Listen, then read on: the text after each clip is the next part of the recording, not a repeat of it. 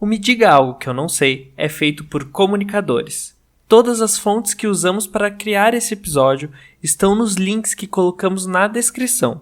Se ao longo do episódio você identificou alguma informação incorreta, é só avisar a gente pelas redes sociais que a gente faz uma errata por lá mesmo ou em um episódio futuro.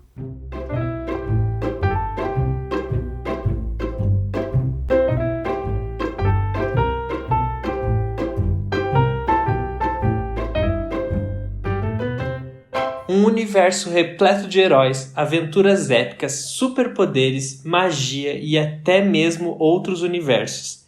É difícil não se encantar com todas as possibilidades que um mundo assim pode oferecer. Tanto que todo mundo já imaginou como seria ter um superpoder.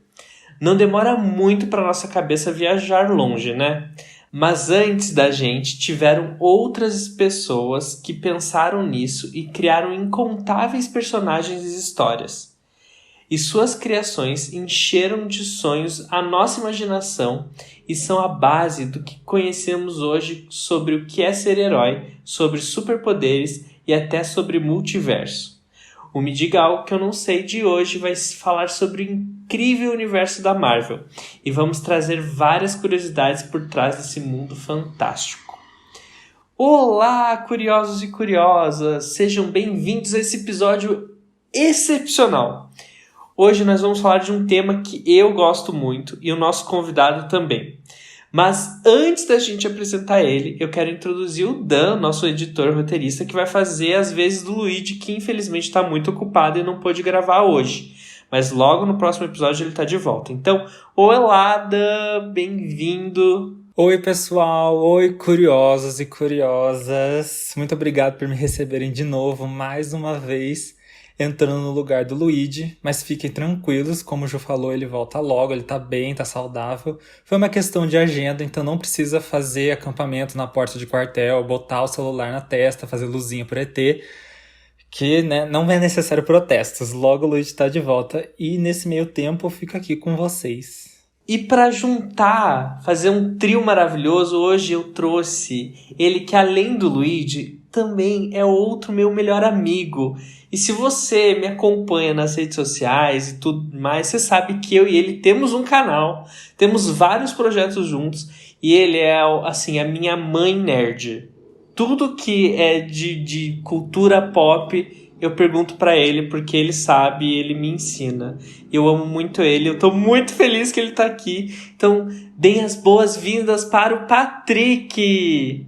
Hello, hello, hello! Finalmente estou participando desse podcast maravilhoso! Que só me enrolavam, mas cheguei. Finalmente. Eu tava sentindo falta de você aqui. E eu já quero te perguntar, então, amigo, qual que foi seu primeiro contato com a Marvel? Você tem essa noção? Ai, amigo, primeiro contato com a Marvel, eu acho que deve ter sido Street Fighter versus X-Men, tipo, fliperama, anos 90, enfim, deve ter sido essa época, assim. Que eu já comecei, tipo, fascinado, tipo, meu Deus, quem que é esses, né? Tipo, Wolverine, Psylocke, Ciclope, Fera e whatever. Daí passava o desenho também, que meu irmão também era viciado e eu acompanhava junto com ele, assim. Então acho que foi X-Men anos 90. Eu acho que muita gente tem a memória dos X-Men dos anos 90, né? Do desenho. Acho que deve ter sido primeiro contato de muita gente. O meu, pelo menos, também foi. Eu amava o desenho. Tanto que vai sair o revival na Disney Plus, né? Nova temporada, que tipo, uma nova temporada 20 anos depois. Sim, uma nova temporada que o mais doido é que vai continuar exatamente da onde acabou o desenho, né? Eu achei isso muito legal. E você, Dan? Qual foi seu primeiro contato com a Marvel? Você lembra? Eu acho que o meu primeiro contato com a Marvel, ele também foi com os X-Men, só que foi, assim, teve o meu contato inconsciente e o meu contato consciente. Porque consciente foi com o filme dos X-Men, aquele dos anos 2000, que tinha Halle Berry fazendo a Tempestade, Hugh Jackman fazendo Wolverine, né? Tinha o drama da vampira, nossa, óbvio que eu queria ser ela. Sempre quando eu brincava eu era vampira, aquela coisa. Eu também. Até hoje segue sendo meu nenê da Marvel. E teve meu contato inconsciente, que foi com o desenho antigo dos X-Men, aquele que eles tinham aqueles cabelos todos volumosos e aqueles uniformes clássicos, né? Porque o meu pai assistia muito, né? E ele me apresentou, só que eu não tinha noção que aquilo era Marvel, que aquilo pra mim era X-Men, né? Homem-Aranha era Homem-Aranha, não tinha esse, não era tudo assim do mesmo universo ou do mesmo criador. E aí eu me lembro muito de que eu fui crescendo, eu assisti o filme dos X-Men, aí teve aquela versão X-Men Evolution, né? Que passava no SBT, o Bom de Companhia, é a minha infância. E aí eu assistia também, e eu lembro que o meu contato mais sério com a Marvel, que eu comecei a entender esse universo, foi com os quadrinhos. Porque eu comprei um quadrinho antiguíssimo dos X-Men, antiguíssimo assim, né? Anos 2004, 2005. Antigo, né? Dá pra dizer. Uns 10 anos aí. E ele é um quadrinho completamente diferente de tudo que eu tinha visto até então, porque até então eu só tinha consumido Turma da Mônica, mangá da Sakura Card Captors, que é uma história única, e os quadrinhos dos X-Men, pelo menos o que eu tinha, eram várias histórias, né? Então tinha uma saga, e tinha a saga de outro personagem, tinha a saga de outros personagens que eu nunca tinha ouvido falar antes, mas que também eu comecei a achar muito legal. Enfim, e aí eu comecei a entender a complexidade desse universo, né? Uma coisa que eu nunca fiz na vida foi ler quadrinhos da Marvel. E é uma coisa que eu quero muito, porque deve ser uma experiência muito legal. Então, amigo, tipo, é uma experiência que assusta, porque tem muito conteúdo de muita gente diferente, tem muita saga. Mas se você foca numa saga X, tipo, vou ler a Era do Apocalipse. Tipo, você pega os quadrinhos XXXX, meu, é muito rápido. 1, 2 horas você lê todos os quadrinhos, sabe? Tipo, uma experiência bem tranquila, assim. Uma última que, tipo, eu devorei os quadrinhos quando eu li foi Miss Marvel. Miss Marvel eu peguei, tipo, desde o primeiro quadrinho dela até, tipo, o último e, tipo, li tudo num dia, sabe? E quais são os quadrinhos que você mais gosta, amigo? Eu amo X-Men, a última saga tá incrível. Miss Marvel.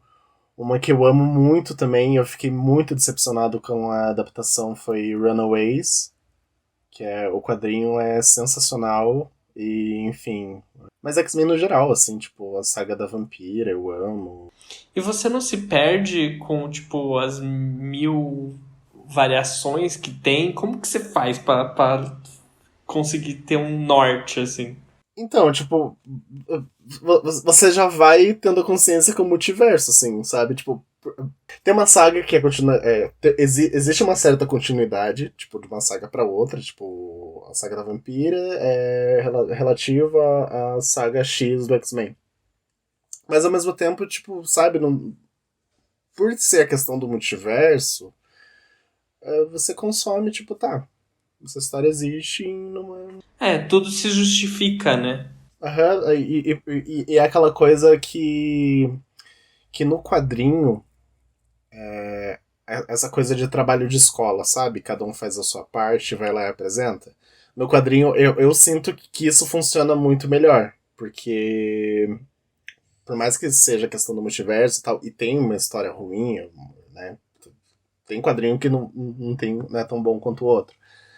Mas eu sinto que no quadrinho isso funciona melhor por ser mais flexível, não sei explicar. Porque pro audiovisual no MCU, que não sei se a gente vai entrar nesse assunto mais pra frente, mas já pingando o tema, no MCU eu acho que bagunça mais. Tipo, não existiu uma liga, sabe? Tipo, tá, esse evento acontece em tal lugar X, não tem ligação, mas tipo, tá, e aí? Por que eu tô assistindo isso, sabe? Será que é porque talvez nos quadrinhos, por exemplo, como você falou, você vai ler os quadrinhos focado que existe um multiverso, entendendo o básico da coisa, Agora, no audiovisual, vai pro cinema, vai pro streaming, que é pra todo mundo. Então, você tem que ser um pouco mais, entre aspas, didático, só que, de certo modo, talvez, isso é uma pergunta, talvez isso prejudique essa flexibilidade, essa liberdade de criação que o quadrinho dá, porque quem lê o quadrinho é mais fã no sentido de que já entende melhor a dinâmica dos personagens desses mundos todos. Eu acho que assim, agora que eu parei pra pensar sobre isso, eu acho que no quadrinho deve funcionar mais porque é um universo muito rico, né? Tipo, a gente já tem muito quadrinho da Marvel mesmo, assim. Aí talvez não tenha aquela obrigação de você ler um quadrinho pro outro, sabe? Tipo, é mais tranquilo, assim. Aí na Marvel, a Marvel, a fase 4 pós-Thanos, mergulhou no multiverso. Tipo, o pós-Loki ali e tal, tudo mais. Aí, tipo, por ser algo talvez muito novo, e o MCU já ter esse histórico de você acompanhar todos os filmes, né? Tipo, o personagem apareceu num filme X, tá, e aí, sabe? E daí, tipo, eu sinto, assim, que essa fase da Marvel, por mais que tenha essa desculpa de ser multiverso, de muita coisa poder ser justificada pelo multiverso, tipo, não falta uma liga, sabe? Tipo, tá, e aí, por que eu tô assistindo isso? Por que tá acontecendo isso? Vai ser importante? Tipo, tá, se decidam, tipo. Eu acho que essa questão, né, tipo, do multiverso que a gente entrou agora, é, é muito mais fácil você justificar nos quadrinhos, porque é uma produção infinitivamente mais fácil de se fazer. Só que eu não quero passar esse pano pra Marvel, porque a gente teve outros filmes que não são da Marvel, que trataram de multiverso, e são filmes brilhantes, tipo Everything, Everywhere. Enfim, é incrível aquele filme, é maravilhoso a forma que eles fizeram, é corajoso. E eu acho que falta isso pra Marvel. Eu acho que falta uma reunião, todo mundo sentar, conectar as coisas de verdade, porque parece que tudo são vários acontecimentos que, tipo, se encaixam, mas é uma coisa muito fina, assim, o encaixe deles. Falta eles encaixarem de verdade, as coisas se influenciarem umas às outras. E falta também a coragem, porque assim, eles têm um elemento visual, técnico, eles têm dinheiro, eles conseguem fazer algo muito diverso, modificar os personagens, fazer várias versões deles e ainda não foi, sabe? Pra mim ainda não foi, mas a gente vai falar mais sobre isso daqui a pouco, né? Falando da Marvel em si. Mas eu acho que é esse o problema, a falta de coragem mesmo. Bom, como deu pra ver nessa introdução, a Marvel tem muita coisa pra se falar, tem muita coisa pra gente discutir, mas hoje a gente selecionou algumas delas pra gente falar e conversar. Senão a gente vai ficar aqui até semana que vem conversando.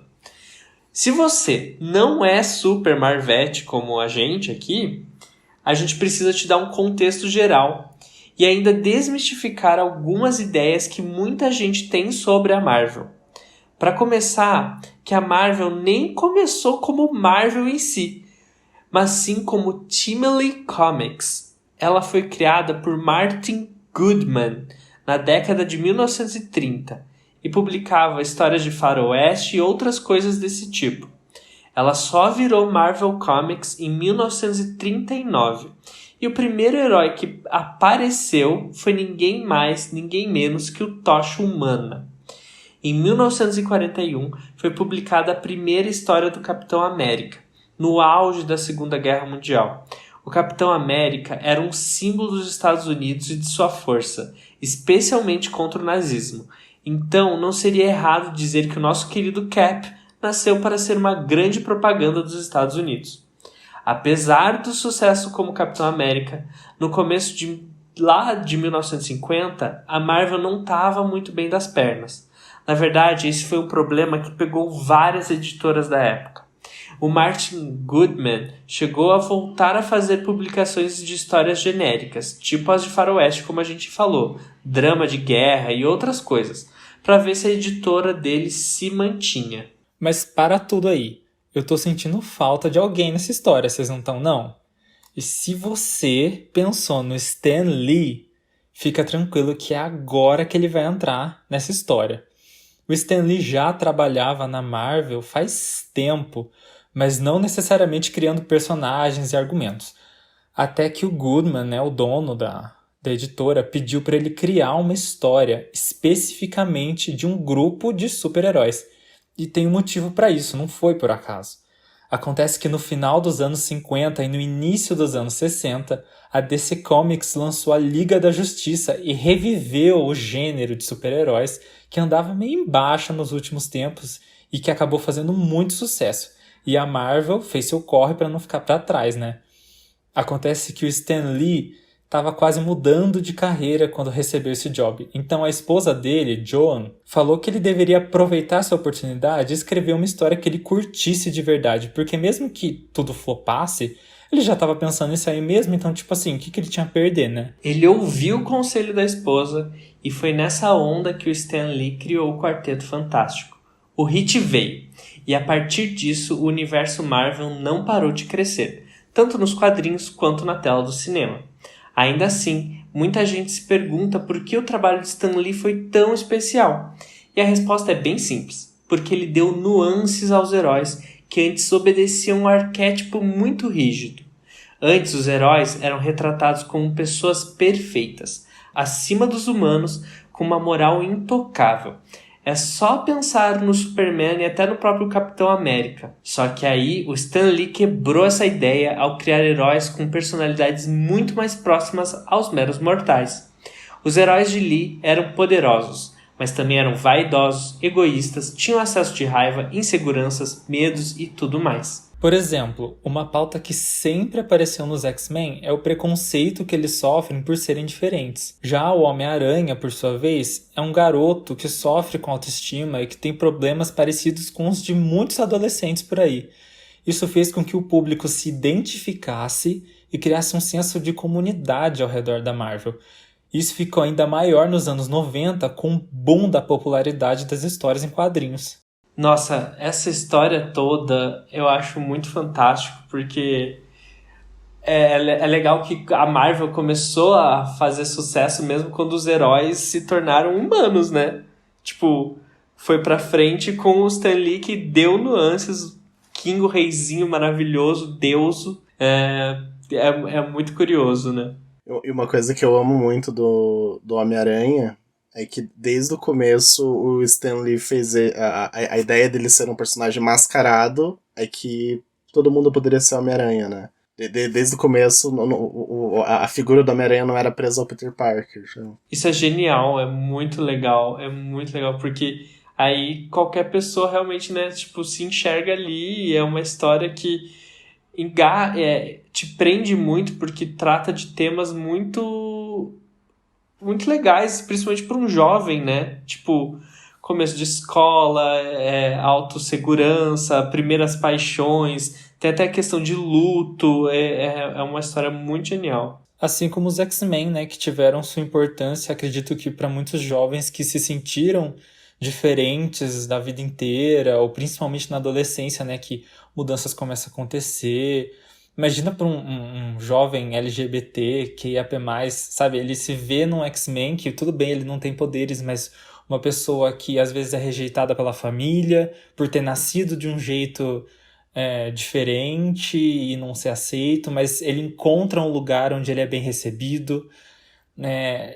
Brinca um pouco com essa imaginação, com o sonho, né, da gente poder sonhar com um mundo onde todo mundo seja tratado igual. O professor Xavier fala muito disso, né, ao longo. A esperança dele é essa, que humanos e mutantes consigam conviver em harmonia. Então mexe muito, né, com a gente, com nossas emoções também. Por isso é tão fácil de engajar e de se encantar também, né? Porque afinal, superpoderes, magia, enfim, é um combo de tudo que a gente gosta. É de tornar aquilo que torna a gente ordinário no extraordinário, né? Sim, exatamente.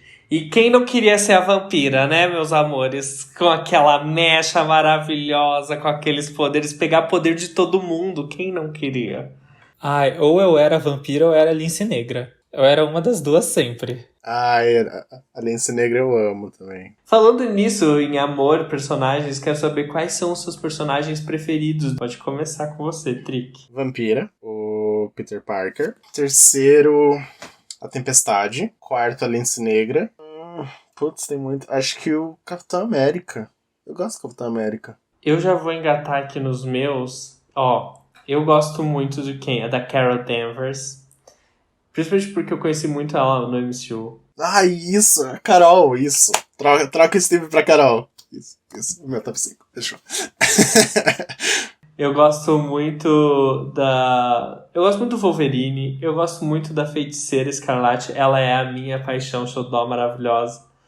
Gosto muito da Vampira. E gosto muito da Jean Grey. Assim, basicamente, mulheres com desvio de personalidade, eu tô gostando. Olha, dos filmes, eu tenho que dizer que a minha favorita é a Capitã Marvel, Carol Danvers, porque, assim, eu não acompanhava tanto, assim, eu não era uma pessoa muito ligada nos filmes da Marvel, mas eu me apaixonei de um jeito no filme da Capitã Marvel, assim, fui arrebatado. Então, não tem como dizer que dos filmes ela não é minha favorita, é sim. Inclusive, quando saiu esse último filme do Doutor Estranho, que rolou boatos de que a Wanda ia brigar com a Capitã Marvel, eu já fiquei me tremendo todo, porque eu não queria esse embate. Eu não queria esse embate da Carol, mas daí não foi a Carol, né? Já que a gente já entrou nesse assunto, quero comentar com você, Trick, principalmente. Com o Dan, eu sei que ele não é tão ligado assim, mas tá todo mundo aqui na conversa.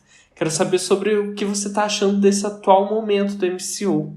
E o que você espera do futuro. Ai, amigo, eu tô achando um caos. Estou achando um caos.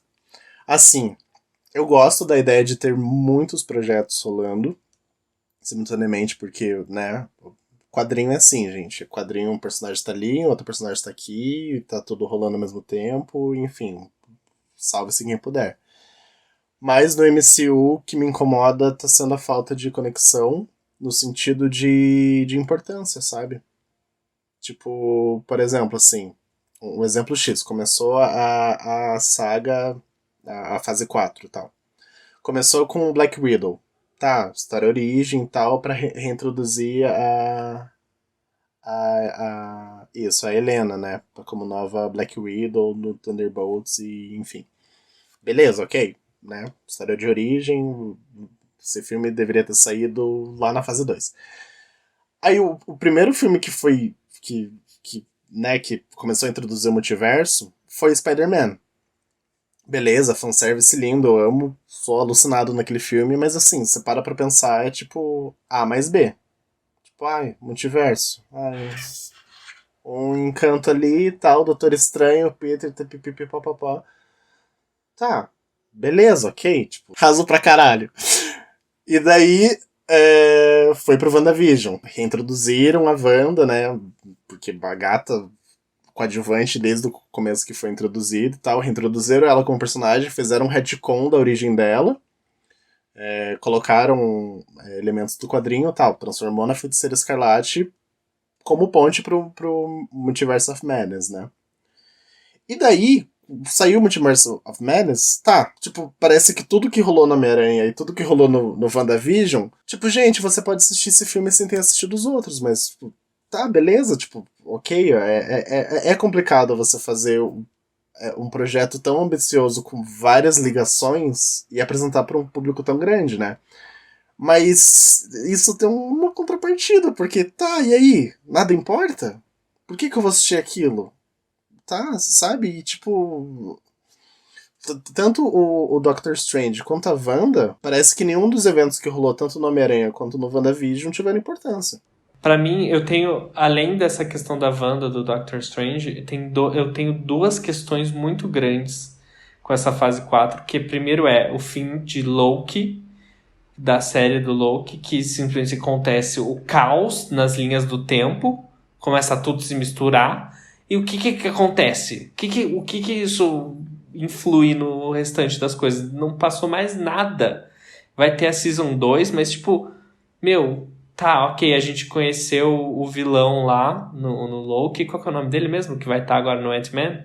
O Kang. Que ele vai ser o novo Thanos, né? Isso, a gente descobriu, né, ali o Kang e tal, mas e o restante? Tipo, o Loki e os dois Lokis lá destruíram as linhas do tempo e tá tudo um caos, mas nos filmes não. Tipo, só um adendo a Loki. Loki eu vejo meio como isolado, que foi uma desculpa, tipo, do porquê que só agora tá rolando as alterações do tempo, né? Que pré-Loki, a gente tem o conhecimento que existe a linha sagrada que nunca era alterada. Tipo, é uma linha que, tipo, não existia multiverso. E daí, tipo, isso do nada, puf, explodiu. Foi, tipo, uma desculpa, tipo, sabe? Tipo, o Kang existe e agora, desse ponto pra frente, pode ter multiverso. Eu lembro de uma vez que a gente tava conversando sobre o Trick falou isso. Mas ainda assim eu acho muito pequeno pro fim do Loki, que parece que tá tudo um caos, assim, sabe? Mas enfim, talvez tenha sido minha impressão e tal. E o outro problema que o Trick já também me justificou, e eu acho que ele vai justificar aqui, é que depois dos Eternos surgiu uma cabeça gigante no meio da Terra e ninguém fala mais. Ninguém fala mais sobre. Aquele negócio ia desestabilizar com a gravidade da Terra, ia fazer vários caos se fosse na verdade. Mas não, ninguém fala, tá lá uma cabeça gigante com uma mão no meio da Terra. Enfim, acho meio perdido. A única menção que teve pós-Eternos até então foi um easter egg no She-Hulk. Enquanto ela tá mexendo no computador, ali aparece, tipo, uma notícia no canto, assim, de uma mão e cabeça gigante aparece no oceano. Nossa, gente, se fosse a Terra de verdade, isso ia estar um caos, ia estar nações tentando querer a cabeça por alguma razão. Gente, precisa conectar mais as coisas. Só um ponto de Eternals que me veio uma ligação mental aqui e eu lembrei de comentar. Eu vi uma teoria de que de que todos as milhares de realidades que o Doutor Estranho viu no Guerra Infinita, que né, só uma eles iriam vencer o Thanos, de que eles poderiam ter derrotado o Thanos de milhares de maneiras. Tipo, independente do. Enfim. Porém, se o Thanos não tivesse feito o estalo do blip e dizimado metade da população do universo, o Celestial, que estava no planeta Terra, o da estátua e tal, enfim, do Eternos, ele iria destruir o planeta. Então, tipo, o blip do Thanos foi a única forma deles conseguirem salvar todo mundo, entende? Tipo, é uma teoria interessante você parar pra pensar, assim, porque, tipo, se você parar pra pensar, existem milhares de maneiras de derrotar o Thanos. Isso já foi mostrado no quadrinho, enfim, tudo mais. Mas no MCU, nessa linha temporal, a única forma deles derrotarem seria com o blip. Tipo, seria entregar a joia pro Thanos, tipo, cara, faz o estalo aí que a gente vai vencer você depois. Até no Multiverse of Madness eles mostram na outra linha do tempo eles derrotando o Thanos, né? Enfim. Mas eu acho que também outra coisa que me pega, e porque eu vi o último trailer que saiu recentemente do Homem-Formiga, é que eles vão de novo tratar sobre os 5 anos. Gente, galera, vamos avançar. Vamos pra frente. Novos problemas. De novo falar sobre os 5 anos perdidos. Foda-se. Mas por um lado, assim, eu acho legal, tipo, ver o blip. Tipo, o Homem-Aranha abordou isso, de ter os personagens, o Gavião Arqueiro mostrando o que aconteceu com a Helena no blip e tal, tudo mais, né? Que ela já voltou, tipo, cara, a Natasha morreu e, tipo, meu Deus, o que vai acontecer e whatever, sabe? E, enfim, eu acho legal pela construção de personagem, assim, tipo, legal, vamos ver o Scott está lidando com a filha dele, com os sogros ali e tudo mais. Mas, um ponto que você levantou aqui é legal, tipo, eu não gosto deles usarem isso como uma desculpa pro Scott ajudar o Kang, sabe? Tipo, cara, tá, beleza, sua filha tá 5 anos mais velha, mas, tipo, por que diabo você quer mexer com o multiverso, sabe? É de uma burrice. E isso tá latente em vários filmes da Marvel. Tipo, tá, beleza, filme de super-herói, ok, né? Tipo, não precisa ser algo tão profundo assim. Mas, tipo, gente, por que ser tão raso também, sabe? Enfim. E isso foi que me deixou puto no Homem-Aranha, por exemplo, quando saiu o trailer e a gente comentou uma cagada. E realmente fez uma cagada. Sim, eu lembro disso. Mas, assim, outra coisa que eu também acho muito raso, e eu não vou nem entrar muito fundo nisso porque me dói, é a construção da Wanda. Porque, assim, eu entendo que a Wanda, ela é uma personagem dúbia. Nos próprios gibis, ela já ficou do bem, já ficou do mal, ela já foi possuída, ela já foi... Enfim, um monte de coisa aconteceu com ela. Eu entendo isso e eu acho que eles poderiam muito bem abordar. Mas eles fizeram toda uma construção tão bem feitinha em WandaVision pra tacar no lixo em Multiverse of Madness. Tipo, meu, ela já tinha desapegado ali no fim de WandaVision, por que trazer isso de novo, sabe? Desenvolve outra história, sei lá. Ela foi corrompida pelo Darkhold, mas explica isso direito. Mostra, sabe? Uhum. Foi tudo muito rápido, né? Eu acho que assim, tipo, cara, se a gente tivesse tido um filme solo da Wanda, ou. Não uma segunda temporada de WandaVision, mas sei lá, um especial, algo do tipo. Pra, sabe, pra gente ver ela descendo pra essa loucura. E daí, tipo, cara, no Multiverse of Madness deixa ela louca. Tipo, não bota ela aí atrás de filho. Cara, loucura, sabe? Tipo.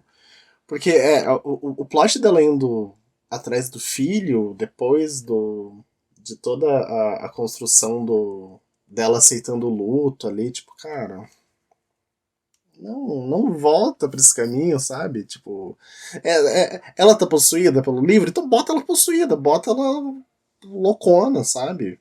Tipo, corrompida. Exato, sabe? Tipo, a gente quer ver ela rompendo vários direitos humanos, sabe?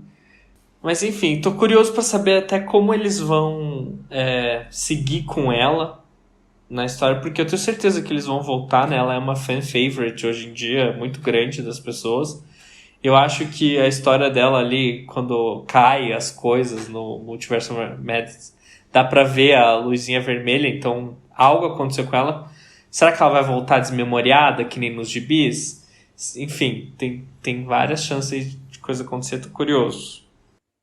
Tem teorias.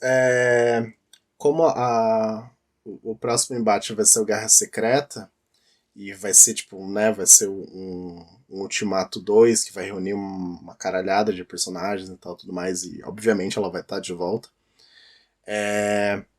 Nos quadrinhos, a ligação dela no Guerra Secreta é que ela tá desmemoriada, e quem faz uma persuasão nela é o Doutor Estranho, né? Doutor Estranho não, perdão, o Doctor Doom. O Doctor Doom usa ela, tipo, a favor dele, tipo, cara, quero dominar o multiverso, né? E você, por ter os poderes e tal, que no MCU usaram a Miss América, e, enfim. Talvez eles podem ir pra esse caminho de dela tá desmemoriada e de ter uma redenção dela ser a chave para consertar o multiverso. Não sei.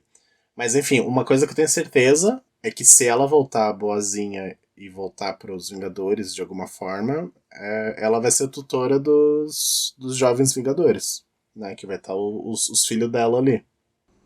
E seria muito legal, até porque aí, pra mim, já é uma justificativa bem grande de meio que aposentar ela, porque uma hora a Elizabeth Olsen não vai querer mais fazer ela, né? É tipo a mesma coisa do Capitão América, do Homem de Ferro.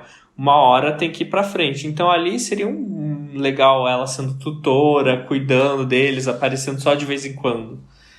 Uhum. E tem toda a questão dela, tipo, já ser uma figura materna agora, né? Tipo, alguém extremamente poderoso, mãe. Tipo, cara, bota pra cuidar das crianças, então. Né? Creche da Dona Wanda. E, enfim, mais esse ponto dos jovens Vingadores também é que, tipo, cara, essa fase da Marvel serviu pra introduzir os Jovens Vingadores. Ponto. Esse é o objetivo do Zé Boné. Não importa se a história é boa, não importa se tem conexão. O foco é introduzir os Jovens Vingadores. É esse ponto. Porque todos os projetos, todas as séries, apareceu alguém. Tipo, apareceu um integrante, assim, sabe? Só falta o Hulk Link. De resto, apareceu todo mundo.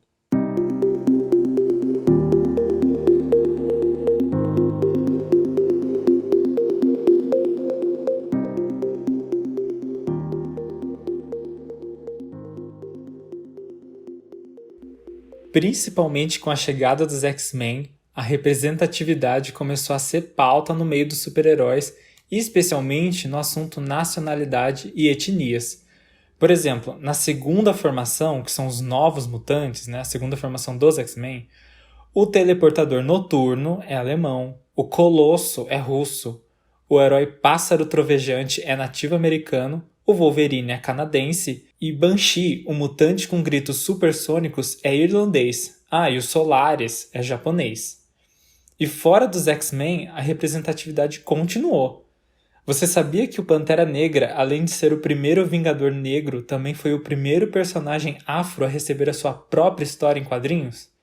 Além disso, o filme do Pantera Negra, lançado em 2018, se tornou um símbolo de representatividade para milhões de pessoas pretas ao redor do mundo. É um ponto para Dona Marvel. Sim, eu amo que atualmente a Marvel ela irrita em céu. Eu amo, amo, amo. Quanto mais irritar essas pessoas, é melhor, porque daí mostra que a gente está conseguindo representar diversas pessoas e eu acho que muitas dessas histórias começaram daí, principalmente os X-Men, né? É uma ótima analogia a diversas minorias, enfim. Eu acho que a gente já comentou um pouco sobre, né? Mas então é essa a minha visão. Quanto mais irritar em céu, melhor.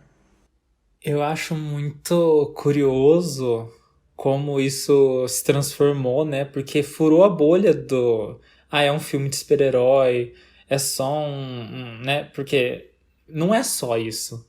Hoje não é só isso. Aquele símbolo, né, dos braços cruzados, Wakanda Forever, é utilizado por diversas pessoas pretas como um símbolo de força, de empoderamento, sabe? Então, eu acho muito curioso como furou a bolha do cinema, não é só coisa de, sei lá, de Marvete, de nerd, não, é muitas pessoas que às vezes nem acompanham com tanto afinco assim, de repente se apropriaram desse símbolo para se empoderar. E é por isso que é tão importante, né? E agora eu quero ver as herói gay. Cadê as minhas gays? É, tá faltando as LGBT, né? E, cara, eu tô com muito medo de como eles vão introduzir os X-Men. Porque, assim, cara, Disney. Dá um certo medo, né? Porque por mais que seja uma história que. Assim, não, por mais não. É uma história que pede representatividade, é uma história que pede diversidade e tem que ser uma história corajosa porque os X-Men têm uma temática adulta, tem uma temática muito forte e a Disney não pode assim, cortar isso, né? Sim, X-Men no geral é muito político, né? Tudo ali é política. É tipo, é sobre. A sociedade é contra a sua existência, independente de você ser negro, gay, enfim, metaforicamente falando. Ali a figura do mutante ele representa muita coisa, né? E. Quando X-Men tava na Fox, por mais que tivesse seus contrapontos e tal, eles batiam nessa tecla. Tipo, cara, o primeiro X-Men já começa com a Jean Grey falando no congresso lá, tipo, sabe? Tipo, cara, mutantes não é um bicho de sete cabeças, tipo, né? A gente tá aqui pra viver em harmonia com vocês. Aí também tem o contraponto do Magneto, que tipo, cara, não, mutante é superior aos humanos, né? Tipo, os humanos que tem que se rebaixar aos que são diferentes, né? Enfim, tem toda essa questão política, social que é incrível. E daí, como a Disney vai introduzir isso nos filmes, e tipo, cara, tenho medo, porque a Disney não tem coragem. Se tem uma coisa que a Disney mostrou nesses últimos projetos da Marvel é que eles estão numa zona de conforto ainda que. Enfim. E continuando na pauta Disney, eu assisti O Mundo Estranho, a animação nova que saiu esse mês. Não, agora em dezembro saiu, né? E o filho dos protagonistas é gay. Ele tem um namoradinho e tal, tudo mais, e isso no filme é falado abertamente, sem nenhum disfarce, assim, sabe? Tipo, ele é gay, pronto, gosta do menino, tá, tá, tá, tá, tá, tá, tá, tá, tá. E daí, tipo, cara, beleza, legal, tipo, né? Comparado a tudo que a Disney fez até agora, tipo, cara, é um avanço, tipo, né? Eles não tiveram essa coragem.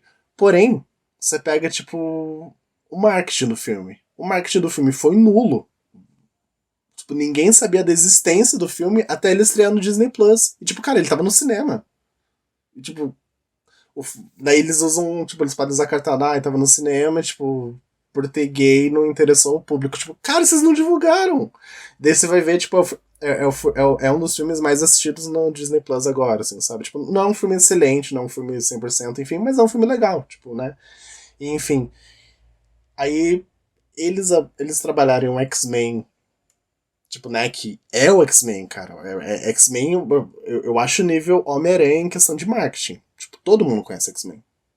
Tipo, se bota X-Men no cinema, a galera vai assistir, sabe? Vai dar público. E daí, tipo, e eles sabem disso. E, tipo, cara, será que eles vão ter coragem? Sabe? E tem que lembrar que, além de tudo, a gente tá num momento histórico. Inclusive, a gente não aguenta mais viver um momento histórico, tá? Só esse parênteses. Mas a gente tá num momento histórico no nosso planeta, na nossa sociedade mundial, em que a gente vê a ascensão de discursos extremistas contra minorias. Estão vindo de pessoas que não são, em sua maioria, são pessoas poderosas, são as pessoas que têm dinheiro, são as pessoas que estão no governo. E eu sei que parece, mas Disney é entretenimento, pra que misturar isso com política? Não é bem assim que funciona. A gente sabe que dinheiro circula e que uma empresa grande como a Disney vai ter essa coragem de fincar a bandeira ali e assumir uma postura sem medo de ser, entre aspas, cancelada por uns bocó por aí, ou não, sabe? Então é um momento muito delicado, né? Essa é uma pergunta que realmente é pertinente. Será que a Disney teria essa coragem? Sim. Um exemplo recente que eu achei o roteiro bom foi o Pantera Negra 2. O Pantera Negra 2 tem a pegada política, tem a questão de dois reinos ali né, que são isolados do mundo, que eles sofrem um preconceito X. E tem a América como vilã. Tal como o primeiro filme, eles deixam claro, tipo, tanto o Namor quanto o. Ai, me fugiu o vilão do primeiro filme, o nome dele. Enfim, tanto o Namor quanto o vilão do primeiro filme, tipo, cara, eles não são vilão. O vilão é a América. O vilão é quem quer colonizar a terra deles, sabe? E isso é legal, tipo, a forma que eles trabalham. Porém, eu não sei explicar exatamente o ponto que eu quero em relação aos X-Men. É porque eu acho que os X-Men, eu não sei se eles teriam tanta coragem de ir nesse lugar, entende? Tipo, cara, o Pantera são pessoas negras que vivem no reino de Wakanda e estão lutando pelo seu reino. E isso é a história, sabe? Aí tem a questão do X-Men. Eles têm os mutantes. De certa forma, é uma metáfora sobre a minoria, entende? Se eles não têm a coragem de usar essa metáfora e, tipo, vamos falar disso. Você entende o ponto que eu tô querendo dizer? Entendo. Até porque. E assim, eles têm uma oportunidade muito grande daí de diferenciar os X-Men dos Avengers. Porque os X-Men seriam mais próximos aos seres humanos, digamos assim, né? Acho que seriam pessoas mais comuns que têm poderes. E daí traria mais essa discussão de tipo, essas pessoas mutantes não são os Avengers, como que os governos vão tratar disso? Então eles têm a oportunidade de falar isso, e como o Dan falou, é um momento histórico muito importante que a gente precisa discutir isso, por mais que seja uma analogia muito grande, Fica aí o medo de que a Disney não siga esse caminho, né? Porque é muito fácil eles só ignorarem esse lado todo e colocar várias pessoas com poder e chamar de X-Men. Só que se fizer isso, esvazia o propósito da coisa, sabe? Porque sempre foi assim. Tipo, naquele desenho super famoso aqui no Brasil, todo mundo conhece, que eu falei que é o X-Men Evolution, eu lembro perfeitamente de um discurso que a Jean Grey fez num episódio que eles estavam debatendo se mutantes podiam ou não frequentar a escola pública. Ela faz um discurso tão bonito, tão sensível, para um desenho, para criança. E é um discurso extremamente sensível. Então, assim, tirar isso é tirar o DNA do que são os X-Men. Sim. Da mesma forma que se tirasse isso do Pantera Negra, perderia o DNA do Pantera, né? Uma das críticas que a Marvel sempre meio que recebeu em relação aos X-Men e tal, né, de estar nesse lugar de falar de minorias e tal, tudo mais, é de que se você parar pra pensar, existe muitos poucos mutantes negros. Tipo, existe muito pouco. Existe Tempestade, me fugiu o nome dele. Enfim, existe muito pouco, e a grande maioria, tipo, de mutantes de cor são azuis. Tipo, por que tem tanto mutante azul e tem pouco negro, sabe? Tipo, são personagens que, né, falam tanto sobre preconceito e tal, tudo mais. E um ponto positivo no MCU em relação a isso é que o Kang, nos quadrinhos, ele é azul. E eles adaptaram como Homem Negro. E daí, né, no trailer ali do Homem-Formiga, dá pra notar que eles manteram a referência dele ser azul, que ele tem a máscara ali, né, tipo, referente à origem, mas daí, tipo, ele tira a máscara e, tipo, cara, eu sou um homem negro. E isso eu achei um ponto positivo na Marvel, tipo, eu acredito que eles podem trazer uma nova leitura pros X-Men, assim, sabe? Tipo, de trazer mais diversidade pros personagens, que, tipo, na sua maioria é branca.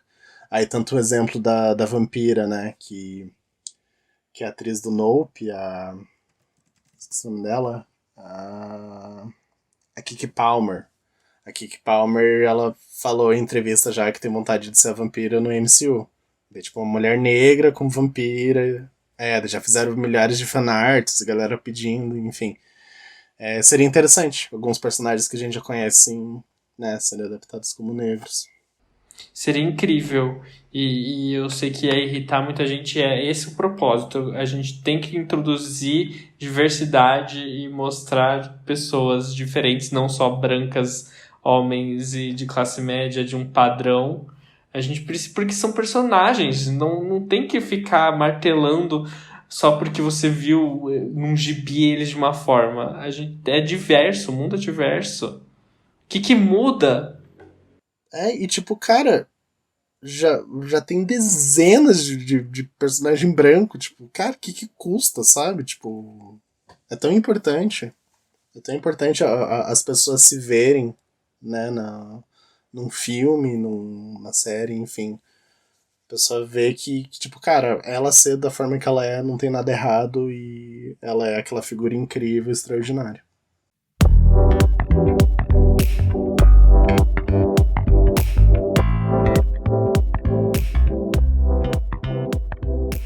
Gente, eu sei que o episódio tá muito gostoso, mas ainda tem muita curiosidade da Marvel que a gente quer conversar. Então, por isso, a gente dividiu o episódio em 2. Semana que vem, o Patrick e o Dan vão estar de volta e a gente vai falar muito mais. Então, não deixem de escutar. Se você quer conferir alguma fonte desse episódio, tá no nosso link na descrição, junto com todas as redes sociais, minhas, do Dan, do Patrick e do Me Diga Algo. Vai lá seguir e apoiar o nosso trabalho, tá bom? Até semana que vem. Um beijo. Tchau!